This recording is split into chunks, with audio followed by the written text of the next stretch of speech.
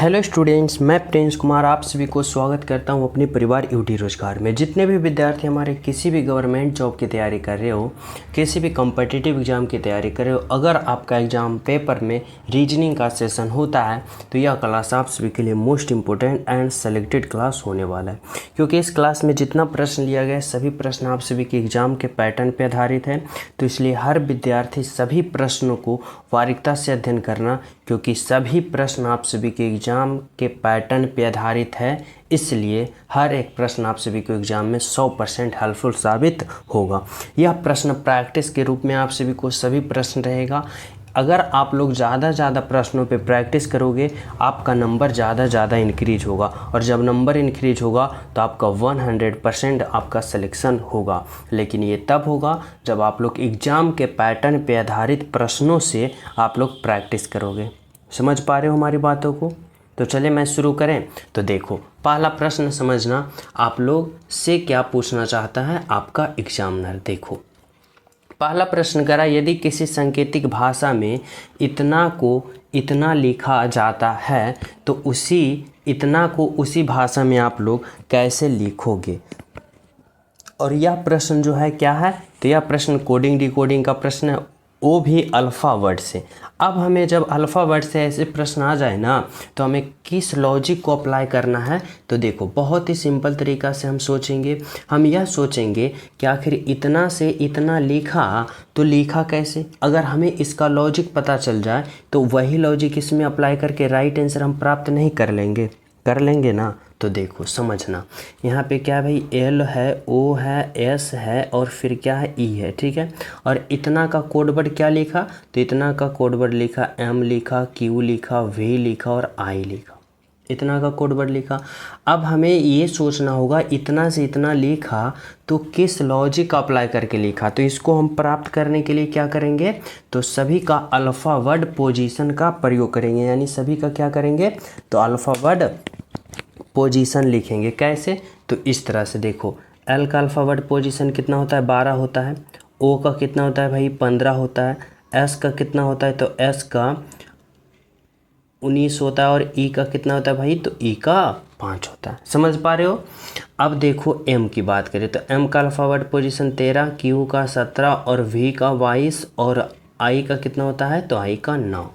अब ये मैं अल्फ़ा वर्ड लिख दिया। अब हमें क्या करना है, तो अब हमें यहाँ पे सोचना होगा कि आखिर इसमें किस तरह से यहाँ पे हो रहा है। जैसे कि देखो, अगर मैं एल से एम पे जाने की कोशिश करता हूँ, कहाँ, तो एल से एम पे जाने की कोशिश करता हूँ, तो देखो इसमें क्या हो रहा है, तो एल से एम पे जाने की कोशिश करता हूँ, यानी 12 से 13 पे जा रहे हैं ना, तो देखो +1 हो रहा है, यानी +12 में 1 जोड़ दिया जा रहा है तो 13 इस प्रकार से हो रहा है। उसी प्रकार से मैं ओ से कहाँ जाने की कोशिश कर रहा हूँ, क्यू पे, तो ओ का 15 और क्यू का 17, तो 15 से 17 पे गए तो इस बार क्या किया, तो प्लस का 2 जोड़ा। फिर देखो एस से भी पे गया, यानी एस का 19 और भी का कितना हो रहा है भाई, तो भी का 22, तो 19 से 22 गया तो क्या हुआ, प्लस का 3 जोड़ा। अब जब ई से ई का 5 और आई का 9, जब 5 से 9 पे जा रहे हैं यानी प्लस का 4 कर रहा है। तो यानी अब समझ में आप सभी को आ रहा होगा कि आखिर इसमें क्या अप्लाई कर रहा है, कौन सा लॉजिक। तो यानी +1 +2 +3 +4 इतना के सभी के अल्फ़ा वर्ड पोजीशन में ऐड किया और उसका कोड वर्ड इतना तैयार कर दिया। तो उसी प्रकार हम इन सभी के अल्फ़ा वर्ड में +1 +2 +3 +4 करेंगे तो क्या हमारा राइट आंसर नहीं आ जाएगा ना। तो चलो फिर देखते हैं। देखो यहाँ पे क्या है, तो यहाँ पे G है, A है, I है और फिर क्या है भाई, तो N है।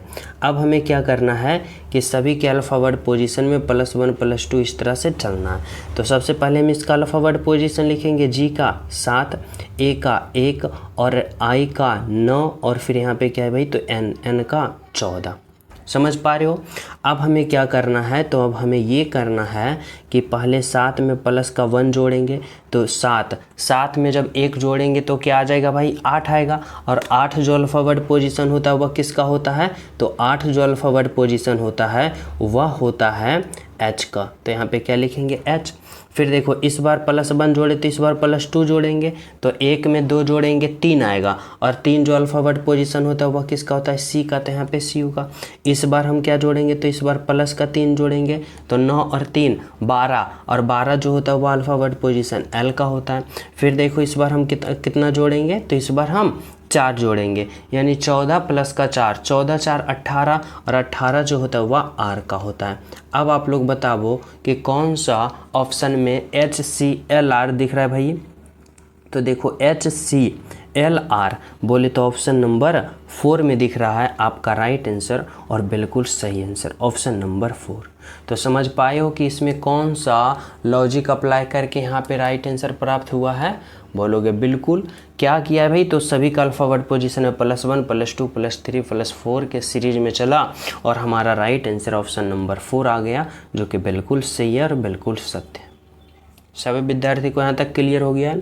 चले नेक्स्ट पे। तो देखो नेक्स्ट प्रश्न समझना आप लोग 2 नंबर का, आप सभी से क्या कहना चाहता है आपका एग्जामिनर। देखो 2 नंबर का प्रश्न है, कर रहा है यदि SINGLE इतना को कूट भाषा में 66 दिया जा सकता हो, समझना। तो इतना को कौन सी कूट संख्या दी जाएगी, समझना। यहाँ पे भी कोडिंग डिकोडिंग का है, लेकिन इसमें क्या किया है ना कि कोई अल्फ़ा वर्ड से संख्या का इसका कोड वर्ड बनाया है, तो उसी प्रकार यहाँ पे इतना के अल्फ़ा वर्ड का हमें संख्या का कोड वर्ड पता करना है। तो इसके लिए हम वही लॉजिक अप्लाई करेंगे। कौन सा, तो ये वाला कि आखिर इतना से यहाँ पे 66 लिखा, तो लिखा कैसे, जैसे कि समझना यहाँ पे क्या है भाई, तो SINGLE सिंगल है, और इतना को कितना लिखा, तो 66 लिखा, यानी 66 लिखा, इतना लिखा ना। अब हमें पता करना है कि आखिर इतना से इतना लिखा तो कैसे लिखा। इसके लिए हम क्या करेंगे, सिंपल सा इन सभी का अल्फ़ाबेट पोजीशन लिखेंगे।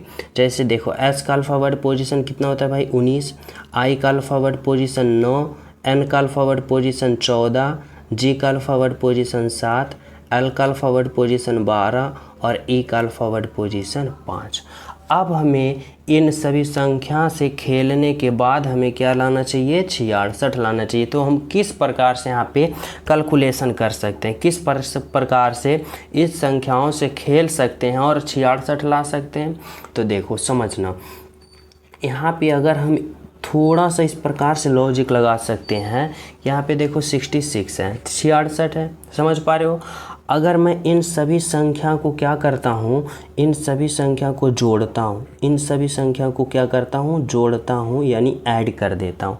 अब देखो हमारे पास क्या हो रहा है, तो देखो यहाँ पे सभी को जोड़ो। देखो यहाँ पे 5 5 2 7 7 7 14 14 और 4 कितना होगा भाई, 18, और 18 और 9 कितना होगा, तो 18 और 9 27, और 27 और 9 कितना होगा, तो 27 और 9 यहाँ पे 27 और 9 7 16, यानी 36, 36 का 6, बाकी कितना रहा, तो 3 रहा।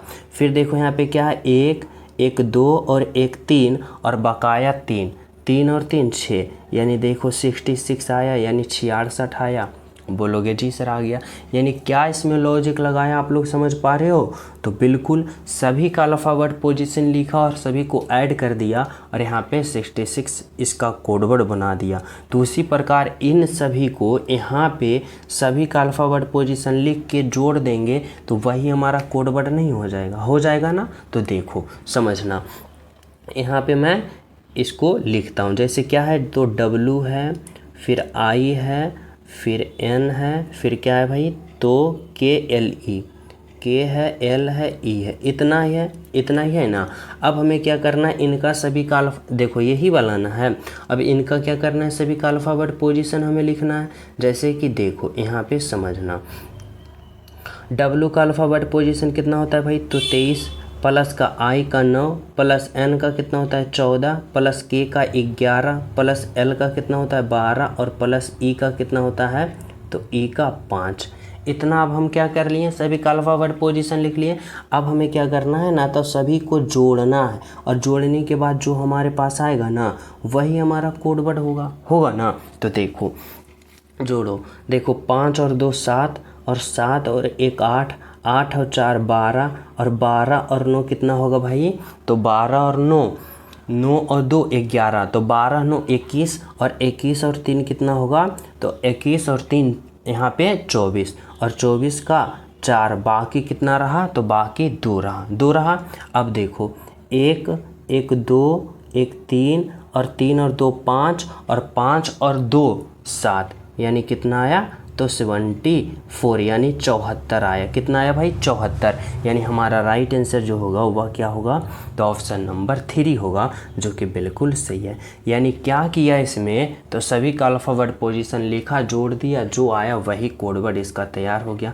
तो इसी प्रकार हमारा राइट आंसर 74 आ गया, जो कि बिल्कुल सही है। समझ गए हो? तो चले नेक्स्ट पे। तो देखो अगला प्रश्न आप लोग समझना, 3 नंबर का प्रश्न आप सभी से क्या पूछना चाहता है आपका एग्जामिनर भाई। तो देखो कह रहा है, जिस प्रकार घर का संबंध आश्रय से है, उसी प्रकार स्कूल का संबंध किससे होगा।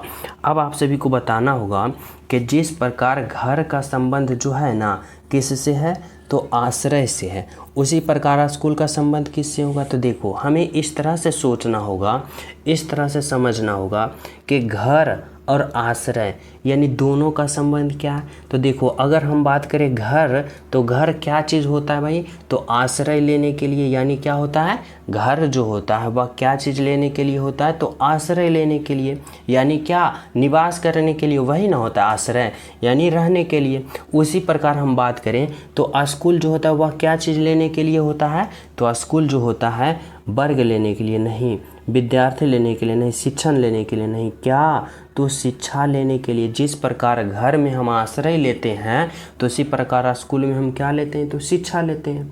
समझ पा रहे हो ना। तो राइट आंसर क्या होगा, ऑप्शन नंबर 1। तो चलिए हम सब अगले प्रश्न पे। और देखो जो स्टूडेंट क्लास को लाइक नहीं की हो, सभी प्रिय स्टूडेंट क्लास को लाइक कर देना। जो न्यू हो, चैनल पे पहली बार हो, तो चैनल सब्सक्राइब करके बेल आइकन प्रेस कर लेना, क्योंकि आप सभी के पास ऐसे पैटर्न पे आधारित प्रश्नों की क्लास आप सभी के पास पहुंचना अति आवश्यक है, अगर आप लोग सिलेक्शन लेना चाहते हो तो। समझ रहे हो हमारी बातों को। चलो देखो 4 नंबर का प्रश्न समझना, इसमें आप सभी से क्या कहना चाहता है भाई। 4 नंबर में कराए शब्दों का संबंध बताएं।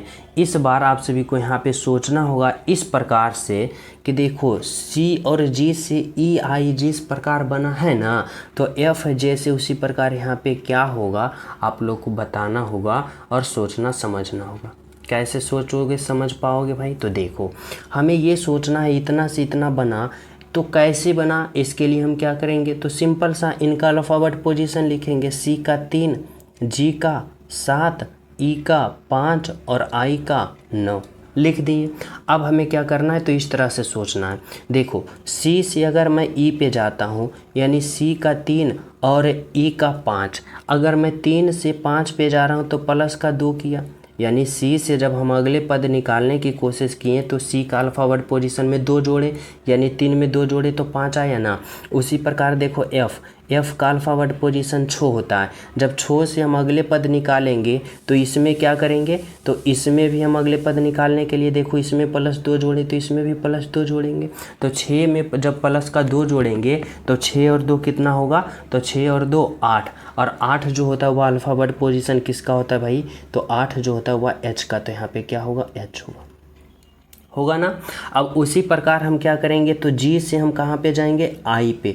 अब देखो जी का अल्फ़ाबेट पोजीशन 7 और आई का 9, तो 7 से हम कहाँ पे गए, तो आई यानी 9 पे गए। जब 7 से 9 पे गए तो हमें यहाँ पे क्या देखने को मिला, तो 7 और प्लस का क्या किए 2, यानी 7 में भी हम 2 जोड़े तो क्या आ गया, तो 7 और 2 9, यानी 7 में 2 जोड़े तो 9 आ गया, यानी अगला पद आ गया। उसी प्रकार से हमें यहाँ पे सोचना होगा कि जब हम अगले पद इस तरह से निकालेंगे, जे से अगले पद निकालेंगे, तो देखो जे का अल्फ़ाबेट पोजीशन 10, तो 10 में हम कितना जोड़ेंगे, तो 10 में भी हम +2 जोड़ेंगे, और जब 10 में +2 जोड़ेंगे तो 10 2 12, और 12 जो अल्फ़ाबेट पोजीशन होता है एल का, यानी यहाँ पे हमारा जो राइट आंसर होगा ना एच और एल।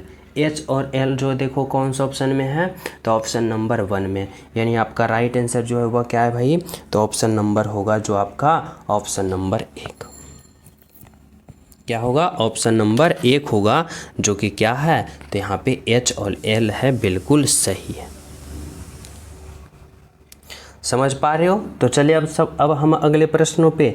तो देखो अगला प्रश्न आप लोग समझना क्या कर रहा है, तो 5 नंबर का प्रश्न है। देखो 5 नंबर का जो प्रश्न है ना, यह प्रश्न आप सभी को डायरेक्शन वाले प्रश्न है, यानी दिशा वाले प्रश्न है। और इसमें आप सभी को कुछ पॉइंट याद रखना है, जैसे कि इस तरह से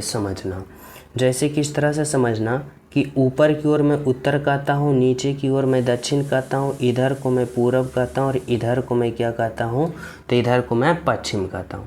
इतना सभी विद्यार्थी समझ पा रहे हो ना। अब हमें क्या करना है, तो यहाँ पे जैसे जैसे प्रश्न कहेगा वैसे वैसे करना है। देखो करा ए ने पश्चिम की ओर 5 किलोमीटर की दूरी तय की। देखो ए जो है वह 5 किलोमीटर पश्चिम की दूरी तय की है। अगर मैं यहाँ पे ए को रखता हूँ, समझना, तो ए क्या करा है, 5 किलोमीटर पश्चिम की दूरी किधर होता है भाई, तो पश्चिम इधर होता है। और कितना गया, तो 5 किलोमीटर पश्चिम की ओर गया, समझ रहे हो, करा है। और बाईं ओर मुड़कर 3 किलोमीटर चला। यहाँ जब आया ना, तो यहाँ आने के बाद कहाँ मुड़ गया, तो बाईं ओर। कहाँ मुड़ गया, बाईं ओर मुड़ गया। और कितना चला, तो 3 किलोमीटर चला। देखो इस तरह से समझना। देखो कोई व्यक्ति यहाँ पे है, ठीक है, मैं कोई व्यक्ति यहाँ पे मान लिया, कर रहा है ए ने पश्चिम की ओर 5 किलोमीटर की दूरी तय किया। पश्चिम की ओर इधर होगा भाई, और कितना चला, तो 5 किलोमीटर पश्चिम की ओर चल गया। कर रहा है और बाईं ओर मुड़कर 3 किलोमीटर चला। यहाँ जब आया ना, तो यहाँ से बाईं ओर मुड़ेगा, और बाईं ओर मुड़ेगा तो कहाँ होगा, इधर होगा। और कितना चला, तो 3 किलोमीटर चला, यानी 3 किलोमीटर इधर चला, ठीक है। कर पुनः दाईं ओर मुड़ा और 9 किलोमीटर तय किया। यहाँ जब आया ना, तो यहाँ क्या किया कि 9 किलोमीटर दाईं ओर मुड़ा। जब यहाँ पहुँचा ना, तो यहाँ से दाईं ओर मुड़ेगा 9 किलोमीटर, तो किधर जाएगा, तो 9 किलोमीटर मैं मान लिया कि इधर गया। यहाँ पे कितना आ गया भाई, 9 किलोमीटर यहाँ पे आ गया, ठीक है, मैं मान लिया आ गया। अब करा इसके बाद हुआ उत्तर की ओर 3 किलोमीटर गया। जब यहाँ पे आ गया ना, तो यहाँ से क्या हुआ कि उत्तर की ओर चल गया, और कितना गया, तो 3 किलोमीटर। अब उत्तर कहाँ होता है भाई, ऊपर की ओर, यानी ऊपर की ओर कितना गया, तो ऊपर की ओर यहाँ पे पहुँच गया, और कितना गया, तो 3 किलोमीटर, यानी ऊपर की ओर, यानी उत्तर की ओर चला, ठीक है, मैं समझ गया। आगे प्रश्न क्या करा है, आप लोग समझना। करा बताइए कि वह अपने प्रारंभिक स्थान से कितनी दूरी पर है। देखो भाई प्रारंभिक स्थान यहाँ से स्टार्ट किया था, पहुँच रखा है यहाँ पे, और यहाँ से यहाँ के बीच की दूरी कर रहा है कितना किलोमीटर है, जो बताओ। तो देखो अगर मैं इस दूरी की बात करें, तो ये दूरी 5 किलोमीटर है ना। अगर मैं इस दूरी की बात करूं, तो देखो जब ये 3 किलोमीटर है ना, और ये 3 किलोमीटर है, तो ये 9 है, तो ये भी 9 होगा, यानी ये बीच की दूरी 9 है। और 9 और 5 कितना होता है, तो 9 और 5 कितना किलोमीटर होता है, तो 14 किलोमीटर। यानी प्रारंभिक से वह कितने दूरी पर है, तो 14 किलोमीटर की दूरी पर है। बोले तो ऑप्शन नंबर 2 होगा आपका राइट आंसर, बिल्कुल सही आंसर। समझ पा रहे हो? तो चले हम सब अगले प्रश्नों पे। तो देखो अगला प्रश्न आप लोग समझना क्या कर रहा है भाई, तो 6 नंबर का प्रश्न है। देखो 6 नंबर का प्रश्न आप लोग समझना, यहाँ पे क्या कर रहा है। देखो यह प्रश्न जो है ना ब्लड रिलेशन का प्रश्न है, और ब्लड रिलेशन का ये प्रश्न देखो आज के वर्तमान समय की अगर बात करें ना, तो इस प्रकार के आपका पैटर्न का एग्जामिनर आपका पैटर्न का उपयोग इस प्रकार से प्रयोग करके आपका प्रश्न पत्र तैयार करता है कि उसमें लॉजिक बहुत लगा होता है। प्रश्न मात्र 7 से 8 सेकेंड में आप लोग सभी प्रश्न सोल्व करोगे, लेकिन उसमें सोचने और समझने की शक्ति जो स्टूडेंट के पास बहुत ही ज़्यादा होगा, वही स्टूडेंट 7 से 8 सेकेंड में सोल्व कर पाएगा। क्योंकि जितना भी प्रश्न इस प्रकार से दे रहा है, इस प्रकार वर्तमान समय में सभी प्रश्न लॉजिक से भरा होता है, कैलकुलेशन यानी सोचने पे मजबूर कर देता है। देखो इस प्रश्न में कोई ख़ास बहुत बड़ा लॉजिक नहीं लगा रखा है, बस आप लोग अगर समझ गए हो तो 7 से 8 सेकंड में बिल्कुल कर पाओगे। जैसे कि देखो कोई प्रश्न हार्ड नहीं होता है, बस आप लोग समझने की देर होता है। करा है ना कि ए बी की माँ है, देखो जैसे जैसे करा ना वैसे वैसे समझना। बहुत सारे स्टूडेंट ऐसे प्रश्न जो जिसके एग्ज़ाम में ये आ गया होगा प्रश्न, वह तो स्किप किए होंगे या तो फिर गलत किए होंगे, और फिर बहुत सारे स्टूडेंट जो होंगे राइट आंसर भी प्राप्त किए होंगे। जैसे कि समझना, देखो करा ए बी की माँ है, ए जो है ना, ए जो है वह क्या है, तो ए जो है बी की माँ है, और बी की जब माँ कौन है, तो बी की माँ ए है, और माँ होगी तो स्त्रीलिंग होगी यानी माइनस होगी। वही ना करा ए जो है बी की माँ है, ठीक है समझ गए। करा है लेकिन बी जो है, यह जो बी है ना, यह जो बी है ए का पुत्र नहीं है, यानी बी जो है ना ए का पुत्र नहीं है, ए का पुत्र नहीं है, यानी बी जो है ए का पुत्र नहीं है। अब प्रश्न कर रहा है ना कि बताइए बी ए का कौन है, यानी ए जो है बी को क्या कहेगा, ए जो है बी को क्या कहेगी। अब बताओ, तो देखो इसमें कैसे सोचोगे, तो इस तरह से आप लोग सोचना, इस तरह से समझना। कर रहा है ना कि ए जो है बी की माँ है, ठीक है भाई, ए जो है बी की माँ है यानी स्त्रीलिंग है, तो यहाँ पे माइनस का चिन्ह दे दिए। कर रहा है लेकिन बी जो है ए का पुत्र नहीं है, बी जो है ना ए का पुत्र नहीं है, तो ए का पुत्र बी जब नहीं है तो ए का जो होगा यह कौन होगी, बी पुत्री होगी। वही ना कर रहा है, लेकिन बी जो है या जो बी है ए का पुत्र नहीं है, तो पुत्र नहीं है तो क्या होगा, पुत्री होगी यानी माइनस होगी, स्त्रीलिंग होगी।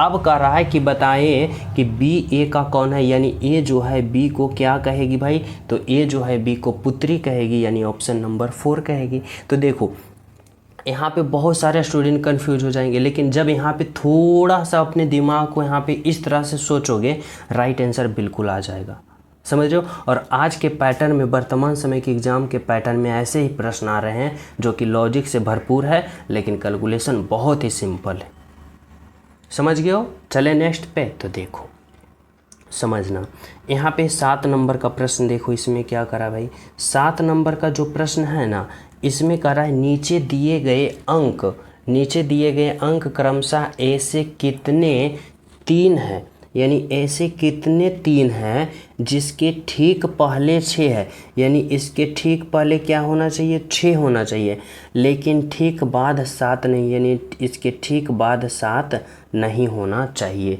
ये हमें बता करना होगा। तो देखो समझना, हमें क्या करना है, तो ए से 3 को खोजना है। तो देखो कहाँ है 3, यहाँ पे है, तो 3 के ठीक पहले क्या होना चाहिए, तो 6 होना चाहिए। देखो यहाँ पे 6 है, नहीं है तो ये गलत हो गया। फिर देखो 3, यहाँ पे 3 के पहले 6 है, नहीं है तो गलत हो गया। देखो 3 के पहले 6 है, बिल्कुल सही है, लेकिन ठीक बाद में 7 नहीं होना चाहिए। देखो 7 है तो ये भी गलत हो गया। फिर देखो 3, यहाँ पे 3 के पहले क्या है, 6 होना चाहिए, लेकिन बाद में 7 नहीं होना चाहिए। देखो ये बिल्कुल सही है। आगे देखो 3 कहाँ, यहाँ पे 3 के पहले 6 होना चाहिए है, और 7 नहीं होना चाहिए, नहीं है, यानी ये भी सही है। फिर देखो 3 के पहले 6 होना चाहिए, 6 नहीं है तो ये गलत हो गया। और देखो 3 कहाँ दिख रहा है भाई, तो 3 यहाँ पे दिख रहा है, 3 के पहले 6 है लेकिन 7 नहीं है, ये भी सही है। तो कितने सही मिला, तो 1 2 3, यानी ऐसे कितने 3 है जिनके पहले ठीक 6 है लेकिन बाद में 7 नहीं है, तो 3, यानी राइट आंसर ऑप्शन नंबर 3 होगा आपका राइट आंसर, और बिल्कुल सही आंसर। समझ पा रहे हो। तो चले नेक्स्ट पे, तो देखो अगला प्रश्न आप लोग समझना भाई क्या कर रहा है। तो देखो 8 नंबर का प्रश्न, 8 नंबर का प्रश्न जो है ना, इसमें क्या कर रहा है, तो देखो कर रहा है यदि भाग का अर्थ जोड़ है, घटाव का अर्थ भाग है, गुना घटाव है, जोड़ गुना है, तो इतना का मान क्या होगा बताना होगा। तो देखो कैसे समझेंगे, तो इस तरह से जैसे जैसे हमें करा है ना वैसे वैसे इसका मान रखना है। देखो यहाँ पे क्या है, 62 है। अब करा है भाग का अर्थ जोड़ है, तो यहाँ पे जोड़ देंगे 8। फिर देखो घटाव का अर्थ क्या है भाई, तो भाग है, तो यहाँ पे भाग देंगे और 4। फिर देखो क्या है गुना का अर्थ घटाव है, तो घटाव देंगे 12। फिर देखो जोड़, जोड़ का अर्थ गुना है तो गुना देंगे 4। अब इसका क्या करेंगे, तो इसका हल करेंगे। कैसे, तो बोर्ड मास प्रयोग करके, यानी पहले भाग फिर गुना फिर जोड़ अंत में घटाओ। तो देखो यहाँ पे 62 होगा प्लस 8 में जब 4 से भाग देंगे 2 होगा, माइनस का, अब भाग का काम हो गया तो इस बार हम गुना का करेंगे।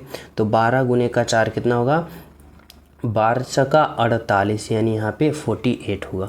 अब हमें क्या करना है, तो प्लस प्लस और माइनस माइनस करना है। तो देखो 62 और 2 कितना होगा, 64, और 64 में जब हम 48 को घटा देंगे हमें कितना प्राप्त होगा, तो यहाँ पे देखो 4 में से 8 जाएगा, यानी 14 में से 8 जाएगा 6, और ये हो गया 5, 4 जाएगा 1, यानी कितना प्राप्त हो गया भाई, तो हमें 16। बोले तो ऑप्शन नंबर 1 आपका राइट आंसर है और बिल्कुल सही। तो कौन सा आपका राइट आंसर निकल के आया, तो ऑप्शन नंबर ए आया, जो कि बिल्कुल सही है और बिल्कुल सत्य। समझ पा रहे हो।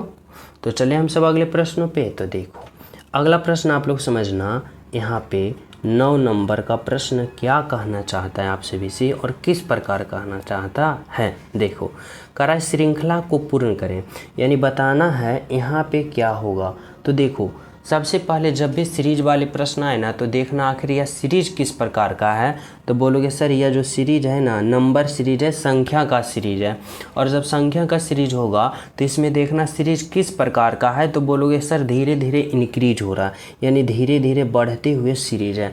और जब इस प्रकार का सीरीज मिले तो आप लोग देखना कि आखिर इसमें हलचल क्या हो रहा है, यानी इसमें किस प्रकार से सीरीज चल रहा है। तो देखो अगर मैं बात करें कि 11 से 13 गया, तो 11 से 13 गया तो 11 प्लस का 2 13, यानी प्लस का 2 हुआ। फिर देखो 13 से 17 गया तो क्या हुआ, 13 से 17 गया यानी प्लस का 4 हुआ। फिर देखो 17 से 19 गया तो क्या हुआ, 17 से 19 हुआ, यानी क्या हुआ, तो यहाँ पे प्लस का 2 हुआ, प्लस का 2 हुआ।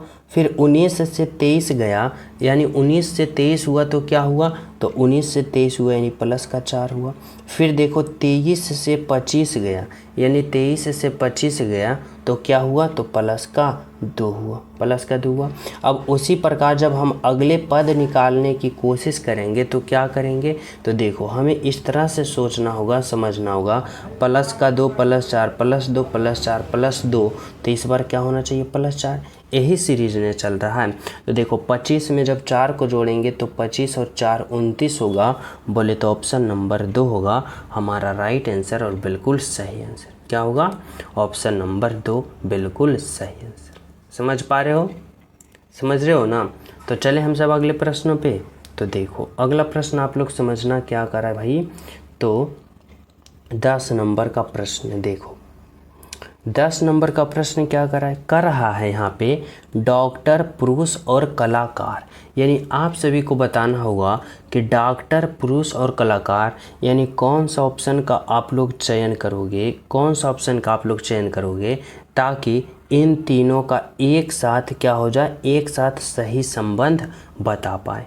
तो कैसे सोचोगे, तो समझना, अगर मैं इस तरह से समझूं कि देखो अगर मैं पुरुष के लिए एक गोला बनाता हूँ, समझना पुरुष के लिए एक मैं गोला बनाया हूँ। अब आप लोग इस तरह से समझना कि डॉक्टर, इस तरह से समझना डॉक्टर और कलाकार। तो देखो यहाँ पे कुछ पुरुष जो होता है ना वह डॉक्टर होता है। अब देखो सभी जो यहाँ पे पुरुष होगा डॉक्टर नहीं होता है, कुछ पुरुष डॉक्टर होता है और कुछ डॉक्टर जो होता है वह कलाकार होता है, और कुछ कलाकार डॉक्टर भी होता है और कुछ कलाकार पुरुष भी होता है, यानी तीनों का आपस में कुछ कुछ मिला होगा, यानी राइट आंसर जो होगा ऑप्शन नंबर 2 होगा, यानी सभी कुछ कुछ हो सकता है। अच्छा बताओ, वो डॉक्टर है तो वह क्या पुरुष नहीं हो सकता है, वह कलाकार नहीं हो सकता है, और जो कलाकार है वह पुरुष भी हो सकता है और डॉक्टर भी हो सकता है, ये भी हो सकता है, और जो पुरुष है यानी डॉक्टर भी हो सकता है, कलाकार भी हो सकता है, यानी तीनों आपस में कुछ कुछ हो सकता है। बोले तो ऑप्शन नंबर 2 होगा।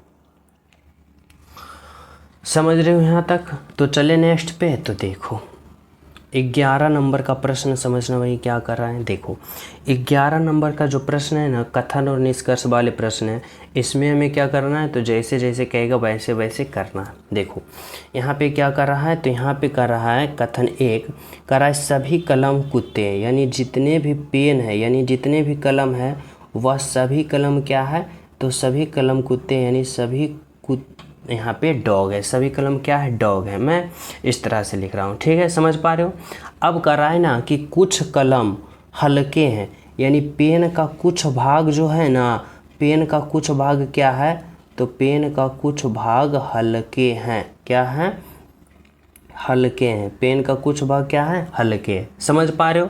अब हमें क्या करना है, तो अब हमें निष्कर्ष पे आ जाना है। निष्कर्ष वन क्या कर रहा है, निष्कर्ष वन कर रहा है कि कुछ कुत्ते कलम हैं। कुत्ते कहाँ है, तो कुत्ते ये है। कलम कहाँ है भाई, तो पेन देखो ये है, पेन ये है। अब कर रहा है कि कुछ कुत्ते जो है वह कलम है, तो कुछ कुत्ते पेन हो सकते हैं, तो बिल्कुल हो सकते हैं, क्योंकि पेन जो है कुत्ते के अंदर है, तो यानी कुछ हो सकते हैं। अब निष्कर्ष दो पे आ जाओ। कर रहा है कुछ हल्के चीज़ कुत्ते नहीं हैं, हल्के चीज़ यहाँ है, कुत्ते यहाँ है। अब देखो कर रहा है कुछ हल्के चीज़ कुत्ते नहीं है, हल्के और कुत्ते में कोई रिलेशन है, बोलोगे जी सर है, यानी देखो यहाँ पे ये रिलेशन बन रहा है हल्के और कुत्ते में। लेकिन निष्कर्ष कर रहा है कि कुछ हल्के चीज़ कुत्ते नहीं है, यानी क्या होगा, ये गलत होगा। यानी हमारा राइट आंसर जो होगा वह क्या होगा भाई, तो केवल और केवल निष्कर्ष एक अनुसरण करता है, यानी केवल और केवल निष्कर्ष एक निकलता है, बोले तो ऑप्शन नंबर एक होगा हमारा राइट आंसर और बिल्कुल सही और बिल्कुल सत्य आंसर, ऑप्शन नंबर एक। समझ पा रहे हो क्या होगा, तो ऑप्शन नंबर एक होगा। तो चलिए हम सब अगले प्रश्नों पे। तो देखो अगला प्रश्न क्या होगा, समझना। 12 नंबर का प्रश्न देखो, 12 नंबर का प्रश्न क्या करा भाई, तो देखो समझना। 12 नंबर का प्रश्न करा है, निम्नलिखित शब्दों का तर्क संगत क्रम नीचे दिए गए विकल्पों में से कौन सा होगा। देखो यहाँ पे बताना होगा आप लोग को कि इसमें यहाँ पे कुछ दे रखा है, जैसे अध्ययन है, नौकरी है, परीक्षा है, कमाना है और आवेदन करना है। अब बताओ कि इसमें सबसे पहले क्या होगा, किस प्रकार होगा, आप लोग को सोचना समझना होगा। तो यहाँ पे कैसे सोचोगे, कैसे समझोगे, देखो अगर मैं यहाँ पे बात करूँ इस तरह से कि सबसे पहले कौन होगा, उसके बाद उसके बाद उसके बाद और फाइनल अंत में कौन होगा, इसी प्रकार से हम तर्क संगत क्रम में बनाएंगे। तो देखो अगर मैं बात करूँ इसमें सबसे पहले क्या होगा, तो अध्ययन होगा। अध्ययन में अध्ययन करना यानी पढ़ाई करना, शिक्षा को ग्रहण करना, यानी पहले क्या करेगा भाई, तो अध्ययन करेगा, यानी ए नंबर। अध्ययन करने के बाद वह क्या करेगा भाई, तो अध्ययन करने के बाद वह क्या करेगा, तो परीक्षा देगा, यानी सी नंबर। परीक्षा में वह क्या हो जाएगा भाई, तो पास हो जाएगा। और जब परीक्षा में पास हो जाएगा तो उसके बाद वह क्या करेगा, तो वह आवेदन करेगा, यानी कोई चीज़ का अप्लाई करेगा, कोई चीज़ का आवेदन देगा, यानी आवेदन करेगा, यानी ई नंबर। ठीक है, आवेदन कर दिया। आवेदन करने के बाद उसे क्या प्राप्त होगा, तो आवेदन करने के बाद उसे नौकरी प्राप्त होगा, यानी बी नंबर। नौकरी प्राप्त हो गया और नौकरी प्राप्त होने के बाद वह क्या करेगा, कमाना, यानी कमाने लगेगा, यानी इनकम करने लगेगा, यानी डी होगा। अब बताओ कौन सा ऑप्शन में दिख रहा है, ए सी ई बी डी। ए सी ई बी डी बोले तो ऑप्शन नंबर ए दिख रहा है, जो कि आपका क्या है, बिल्कुल राइट आंसर है और बिल्कुल सही है, ऑप्शन नंबर एक है। समझ पा रहे हो। तो चले हम सब अगले प्रश्नों पे। तो देखो अगला प्रश्न आप लोग समझना क्या कर रहा है भाई, तो 13 नंबर का प्रश्न आप सभी से क्या कहना चाहता है, करा है लुप्त संख्या ज्ञात करें, मिसिंग नंबर बतावे कि इस भाट के जगह जो होगा वह आखिर क्या होगा और किस प्रकार से होगा। समझ रहे हो। तो हमें सोचना होगा कि जिस प्रकार यहाँ पे 9 आया, जिस प्रकार यहाँ पे 16 आया, उसी प्रकार यहाँ पे ये आए। तो इसके लिए हमें क्या लॉजिक लगाना होगा, तो हमें सबसे पहले इस वाले घर में देखना होगा। तो देखो 4 और 9 और 6 यानी आपस में यहाँ पे क्या रिलेशन बना रखा है, किस प्रकार से बना रखा है। तो देखो अगर मैं यहाँ पे इस तरह से सोचूं, इस तरह से समझूं कि अगर मैं यहाँ पे 4 का स्क्वायर और 9 का स्क्वायर, नहीं इस तरह से आप लोग समझो। अगर मैं इस 4 को और 9 को गुना करता हूँ तो 4 और 9 का गुना करने के बाद हमें कितना प्राप्त होता है, तो 4 नमा का 36 प्राप्त हो रहा है। और 36 का जब मैं रूट करूँगा, वर्ग निकालूंगा, तो हमें देखो 6 प्राप्त हो रहा है। बोलोगे जी सर क्या हो रहा है भाई, तो 6 प्राप्त हो रहा है, बिल्कुल। अब उसी प्रकार जब 9 को और 16 को गुना करेंगे तो 16 और 9 को गुना करेंगे कितना आएगा, तो 16 नमा 44 यानी 144 यानी 144 आया। और जब 144 का रूट निकालेंगे यानी वर्गमूल निकालेंगे हमें 12 प्राप्त होगा। बिल्कुल होगा। अब वही हमें इसमें लॉजिक लगाना होगा कि 16 और यहाँ पे हम कितना गुना करें, कितना गुना यहाँ पे कितना का गुना करें ताकि 20 का हमें क्या प्राप्त हो जाए, 20 जो हमें रूट प्राप्त हो जाए, यानी 20 का वर्ग। अब देखो इस तरह से आप लोग समझो, यहाँ पे देखो 12 का वर्ग था 144, 6 का वर्ग था 36, तो यहाँ पे 20 का वर्ग होना चाहिए, यानी 20 का वर्ग कितना होता है, स्क्वायर कितना होता है, 400 होता है ना। अब जब 400 के रूट निकालेंगे तो देखो 20 प्राप्त होगा। अब लेकिन ये लॉजिक लगाना होगा, हमें ये सोचना होगा कि 16 में हम कितना गुना करें ताकि हमें 400 प्राप्त हो जाए, तभी तो 400 का वर्ग निकालेंगे तो 20 आएगा ना। तो देखो जब 16 में 21 गुना करेंगे तो 400 नहीं होगा, 16 में 50 गुना करेंगे 400 नहीं होगा, 16 में 60 गुना करेंगे 400 नहीं होगा। 16 में क्या करेंगे तो 16 में 25 गुना करेंगे, 16 5 80 और 8 और 16 दूनी 32, 8 40 आ गया। यानी हमारा राइट आंसर जो होगा बिल्कुल और बिल्कुल ऑप्शन नंबर 2 होगा, बिल्कुल सही है और बिल्कुल सत्य। समझ पा रहे हो, आपका राइट आंसर क्या होगा, तो ऑप्शन नंबर 2 होगा। तो चले हम सब अगले प्रश्नों पे। तो देखो अगला प्रश्न आप लोग समझना क्या कर रहे हैं भाई, 14 नंबर का प्रश्न। देखो 14 नंबर का जो प्रश्न है ना भाई, यहाँ पे कर रहा है आप सभी को, कर रहा है लुप्त संख्या ज्ञात करें, यानी मिसिंग नंबर। इसमें भी बताना है, लेकिन इस बार थोड़ा सा अलग लॉजिक लगाना है कि यहाँ इस भाट के जगह क्या हुआ। तो देखो ऐसे प्रश्न में आप लोग या तो आप लोग इस तरह से चल सकते हो, यानी 4 और 3 को कैलकुलेशन करके 6 लाना है, या तो फिर आप लोग इस तरह से चल सकते हो, किस तरह से कि 3 4 2 3 को कैलकुलेशन करके 24 लावो, 105 लावो और 120 लावो, तो यहाँ पे राइट आंसर आ जाएगा ना। तो एग्ज़ाम में आप लोग को इस तरह से 2 डाउट लेके नहीं चलना है कि हमें या तो इधर चलना है या तो इधर चलना है। एग्ज़ाम पेपर में बैठे हो, टाइम टेकिंग है, यहाँ पे बहुत ही ज़्यादा हाई कंपटीशन है, तो यहाँ पे आप सभी को हर प्रश्न के लिए आप सभी को वन थिंकिंग करना चाहिए। वन थिंकिंग का मतलब है कि हम एक बार सोचें कि हमें किस दिशा में चलना और राइट आंसर प्राप्त हो जाए, ऐसा कॉन्फिडेंस अपने अंदर जगाना है। तो ऐसे कॉन्फिडेंस जगेगा कब, जब आप लोग प्रैक्टिस करते रहोगे तब, ठीक है। अब इसी प्रश्न में देखो कि जो स्टूडेंट प्रैक्टिस नहीं करेगा, सिंपल सा नॉलेज रखेगा, तो या तो सोचेगा इस तरह से चलेगा या तो इस तरह से, पहले इस तरह से चलेगा नहीं आंसर आएगा, तो इस तरह से चलेगा तो आएगा, यानी किसी ना किसी तरह से तो आंसर आएगा, लेकिन उसे सभी यहाँ पे लॉजिक अप्लाई करना पड़ेगा। लेकिन ऐसा नहीं, हमें एग्जाम में वैसा काम करना है, वन थिंकिंग अप्लाई करना और राइट आंसर प्राप्त करना है, जैसे कि इस तरह से। तो इसमें क्या होता है ना कि समझना कि छोटे छोटे संख्याओं को कैलकुलेशन करके बड़ा संख्या लाने की कोशिश करना, राइट आंसर बिल्कुल आ जाएगा। छोटे छोटे संख्या को कैलकुलेशन करके बड़ा लाना है, छोटे छोटे संख्या को कैलकुलेशन करके बड़ा लाना है।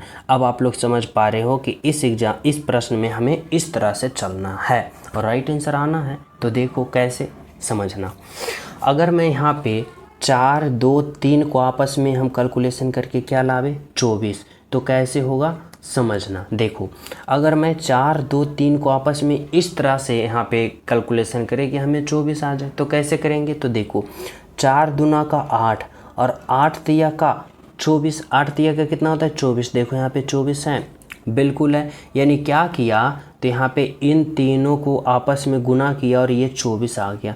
वही लॉजिक इसमें होना चाहिए, यानी इन तीनों को गुना करो तो 5 तिया 15 और 15 सते 75 से 105 आ गया। अब वही लॉजिक हमें यहाँ पे भी अप्लाई करना है, कहाँ पे, यहाँ पे 6 और 4 और यहाँ पे हम कितना रखें ताकि सभी को गुना करने पर 120 आ जाए। तो देखो 6 गुने का 4, 6 चक्का 24 और 24 में हम कितना गुना करें कि हमें कितना आ जाए 120, यानी 120 आ जाए। तो 24 में अगर हम 5 को गुना करते हैं तो 24 5 का 20 से आ रहा है, यानी राइट आंसर जो हमारा होगा यहाँ पे क्या होना चाहिए इस भाट के जगह, तो 5 होना चाहिए, जो कि ऑप्शन नंबर 2 में है आपका राइट आंसर, बिल्कुल सही आंसर। समझ पा रहे हो, राइट आंसर क्या भाई, तो ऑप्शन नंबर 2।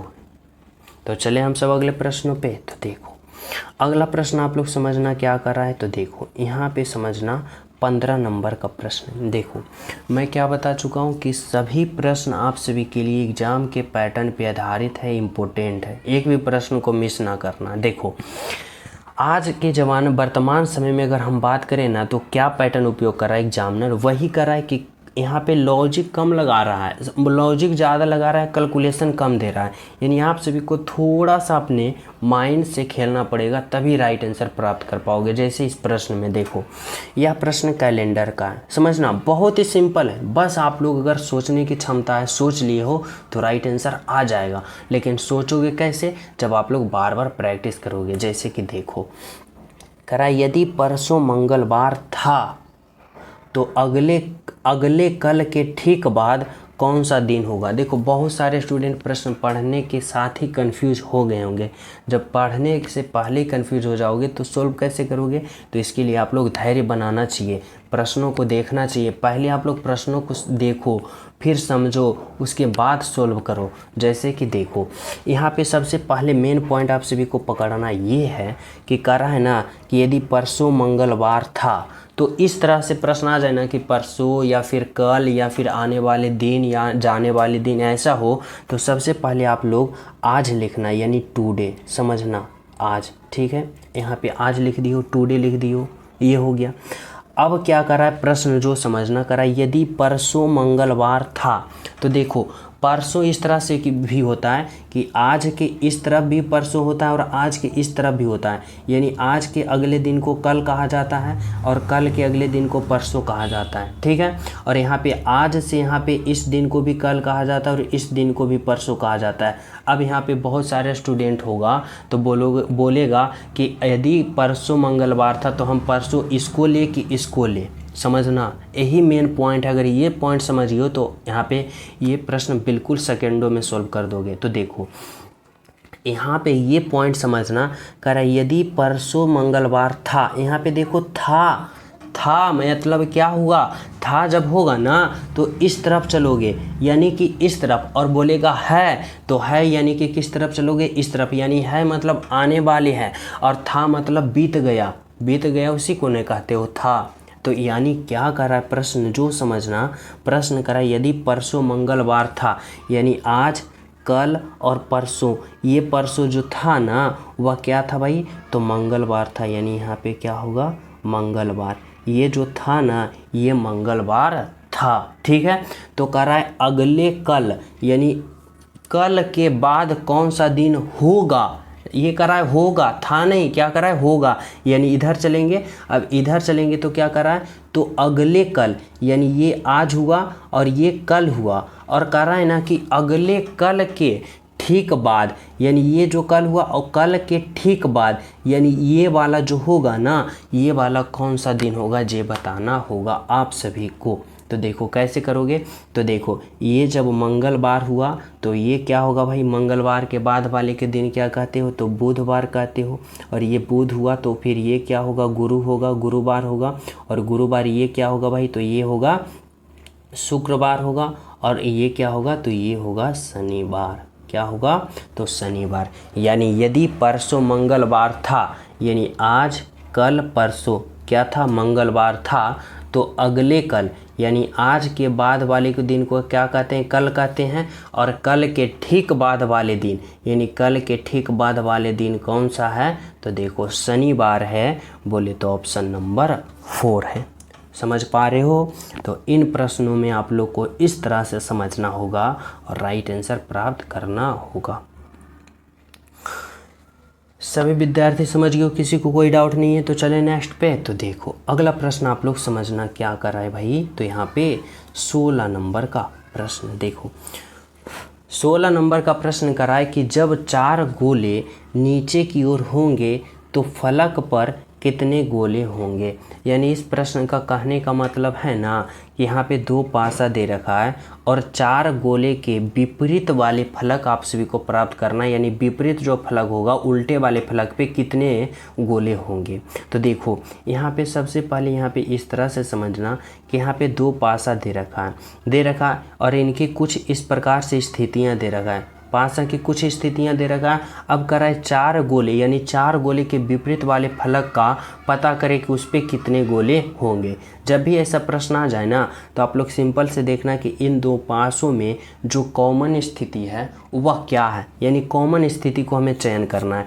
तो देखो कॉमन स्थिति यहाँ पे क्या है, तो इसमें यहाँ पे एक गोला है और यहाँ पे 1 गोला है। और देखो कहीं कॉमन दिख रहा है? नहीं, यहाँ पे 2 दिख रहा है, यहाँ पे 4, यहाँ पे 5, यहाँ पे 3, कॉमन नहीं दिख रहा है। यानी कॉमन जो है एक ही दिखा, यानी ये दिखा और ये दिखा। और जब दो पासे में एक एक कॉमन दिखे, एक एक स्थितियाँ कॉमन देखे, तो हमें क्या करना है? घड़ी की दिशा में क्लॉकवाइज चलना है। यानी हम क्या करेंगे? इस तरफ से क्लॉकवाइज चलेंगे घड़ी की दिशा में, और इसमें हम क्या चलेंगे? घड़ी की दिशा में क्लॉकवाइज हम इस तरफ चलेंगे। अब हमें क्या करना है? तो देखो, अब हमें इसमें भी इस तरह से चलेंगे। अब हमें क्या करेंगे? तो अब हमें यहाँ पे इस तरह से सोचेंगे। किस तरह से? कि देखो, इस वाले पासे में हम कहाँ से स्टार्ट किए थे? तो एक गोले से, एक गोले है तो एक गोले से स्टार्ट किए थे। फिर कहाँ पे आए? तो इस पे आए। और इसमें कितने गोले हैं? तो 1 2 3 4, 4 गोले हैं, तो 4 गोले के पास आए। अब 4 गोले के बाद फिर कहाँ आए? तो 2 गोले के पास, यानी 2 गोले के पास आ गए। उसके बाद इस पास से हम देखो, दूसरे पासे में कहाँ से किए थे? तो 1 गोले पे स्टार्ट, फिर कहाँ पे आए? 3 गोले पे आए, फिर कहाँ पे गए? तो 1 2 3 4 5, 5 गोले पे आ गए।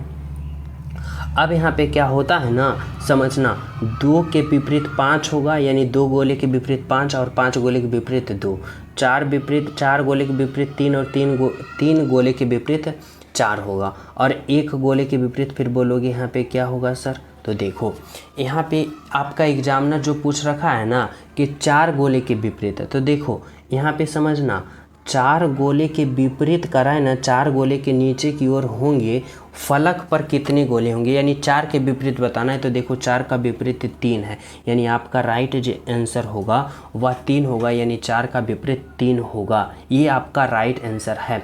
लेकिन जब आप लोग को अगर पूछ दिया जाए इस प्रकार से, मान लो कि अगर कोई प्रश्न में, कोई शिफ्ट में यहाँ पे 1 का विपरीत पूछ दिया जाए, तो आप लोग क्या करोगे?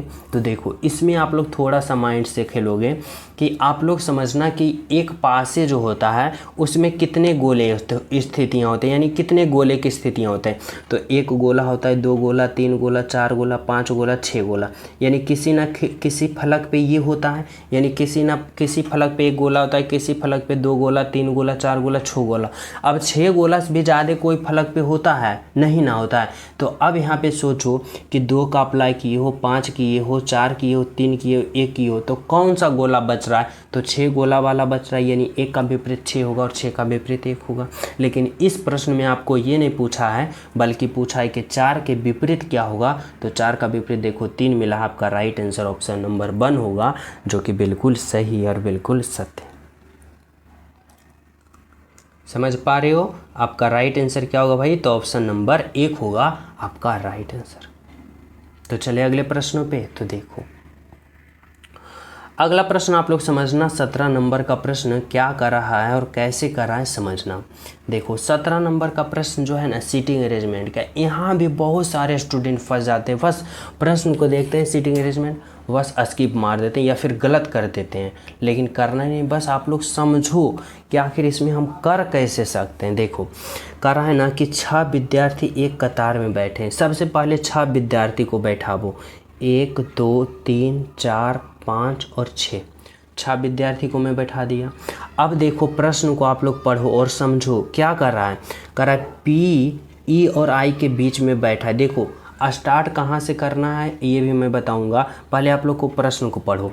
पी, ई और आई के बीच में बैठा है, ई एन के बगल में बैठा है, एन बाई के बगल में बैठा है, जो कि एकदम बाईं ओर है, और जे आई के बगल में बैठा है। बताइए कि ई के बगल में कौन बैठा है। अब बोलोगे, यहाँ पे बहुत सारे स्टूडेंट कंफ्यूज होंगे कि यहाँ पे इस प्रश्न में हम स्टार्ट कहाँ से करें। यहाँ से पी, ई और आई के बीच में बैठा है, तो पी को ई और आई, यहाँ पे बहुत सारे ऑप्शन है, कहाँ पे आप लोग बैठाओगे। ऐसे में बहुत सारा टाइम टेकिंग हो जाएगा, यानी टाइम बर्बाद हो जाएगा। तो कैसे करोगे? तो समझना, इस तरह से आप लोग करना कि जैसे मैं बता रहा हूँ कि ऐसे प्रश्न में ना आप लोग को वैसे पॉइंट को पकड़ना है जहाँ को दाएं दे रखा है या फिर बाएं दे रखा है, यानी दाएं और बाएं को पकड़ना है। तो देखो अगर मैं बात करूँ तो इस तरफ को मैं क्या कहता हूँ? दाएं कहता हूँ, और इस तरफ को मैं क्या कहता हूँ? बाएं कहता हूँ। इतना तो सभी विद्यार्थी समझते हो। अब देखो अगर यहाँ पे दाएं को पकड़ना है या तो फिर बाएं को पकड़ना है, दाएं बाएं को पकड़ना है, बीच वाले को नहीं पकड़ना है। तो देखो दाएं बाएं से कहाँ से स्टार्ट कर रहा है? तो देखो यहाँ पे कर रहा है ना कि एन जो है ना, एन भाई साहब जो हैं बाई के बगल में बैठा है। किसके बगल में? बाई के बगल में बैठा है। और जो बाई है ना, जो कि एकदम बाईं ओर है, यानी एन जो है बाई के बगल में बैठा है, मैं मान लिया। और ए बाई जो है ना वह एकदम बाईं की ओर बैठा है, यानी बाई जो है बाईं की ओर, और बाईं कहाँ है? तो यहाँ पे। ये तो श्योर पॉइंट मिल गया, बाई का श्योर सीट मिल गया, एकदम कन्फर्म सीट मिल गया। अब करा एन जो है ना बाई के बगल में, और एन कहाँ होना चाहिए? बगल में। तो एन कहाँ होना चाहिए? यहाँ भी। और एन का भी देखो कन्फर्म सीट मिल गया, यानी कन्फर्म सीट एन का भी मिल गया और बाई का मिल गया। इसको कोई हटाने वाला नहीं ना। अब हमें क्या करना है ना, तो अब हमें अगले पद भी देखना है ना, तो एन से और बाई से रिलेटेड ही देखना है, तभी तो यहाँ पे करेंगे। तो देखो एन और बाई से रिलेटेड की अगर हम बात करें ना, तो देखो क्या कर रहा है यहाँ पे। करा ई जो है ना एन के बगल में बैठा है। एन के बगल में अच्छा बैठेगा तो कहाँ बैठेगा? यहीं ना बैठेगा, यहाँ तो बैठेगा नहीं, और इसके आगे सीट है नहीं, तो यानी एन के बगल में बैठेगा तो यहाँ भी बैठेगा। और ई जो है एन के बगल में, यानी ई जो है यहाँ होना चाहिए। और देखो ई का भी कन्फर्म सीट हो गया, अब क्या कर रहा है जो हमें देखना है। अब आप लोग यहाँ पे आ जाओ, तो यहाँ पे जब हम बैठाने के लिए करेंगे तो या तो ई को लेकर चलेंगे, या एन को, या तो बाई को, किसी को लेकर चलेंगे ना। तो देखो अब हम कहाँ पे आएंगे, तो यहाँ पे पी जो है ना ई और आई के बीच में बैठा है। अब देखो पी जो है ई यहाँ है और आई के बीच में होना चाहिए, यानी ई और आई, तो आई यहाँ होना चाहिए। अब देखो ई और आई के बीच में कौन है? पी बैठा है। अब देखो पी का भी कन्फर्म सीट, आई का भी कन्फर्म सीट, और एक जो बचा हुआ कौन बचा? तो देखो यहाँ पे क्या कर रहा है, जे जो है आई के बगल में बैठा है। जे जो है आई के बगल में बैठा है, कहाँ भाई? तो जे जो है आई के बगल में ये है, और यहाँ पे कौन होगा? जे होगा। ठीक है। अब प्रश्न क्या कर रहा है, प्रश्न को समझना। कर रहा है बताइए कि ई के बगल में कौन बैठा है? ई के बगल में, तो ई के बगल में या तो पी बैठा है, और ई के बगल में या तो एन बैठा है। एन और पी बोले तो ऑप्शन नंबर 2, यानी आपका राइट आंसर क्या होगा? ऑप्शन नंबर 2 होगा। तो समझ पा रहे हो? तो मैं तो इस तरह से समझा रहा हूँ तो इतना टाइम लगा रहा है। अगर आप लोग सीख गए हो ये प्रश्न, ये तरीका, तो ये प्रश्न को आप लोग बिल्कुल और बिल्कुल 7 से 8 सेकंड में श्योर आंसर प्राप्त कर लोगे, अगर हमारे इस तरीके से चलोगे तो। समझ रहे हो? तो चले नेक्स्ट पे। देखो अगला प्रश्न समझना भाई, 18 नंबर का प्रश्न क्या कर रहा है। देखो 18 नंबर का प्रश्न करा है विषम शब्द की पहचान करें, यानी यहाँ पे 4 ऑप्शन दे रखा है, और इन 4 ऑप्शन में आप लोग को पता करना है कि कौन सा ऑप्शन, 3 ऑप्शन एक समान है और एक ऑप्शन अलग है, और वही आपका राइट आंसर है।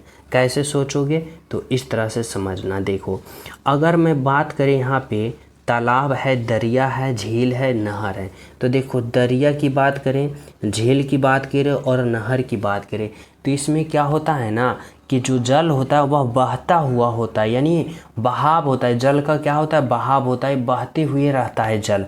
लेकिन जब हम तालाब की बात करें तो इसमें जो जल होता है ना स्थिर होता है, रुका हुआ होता है, यानी सबसे अलग जो होगा आपका राइट आंसर ऑप्शन नंबर 1 होगा, बिल्कुल सही होगा। समझ पा रहे हो क्या होगा? तो ऑप्शन नंबर 1 होगा।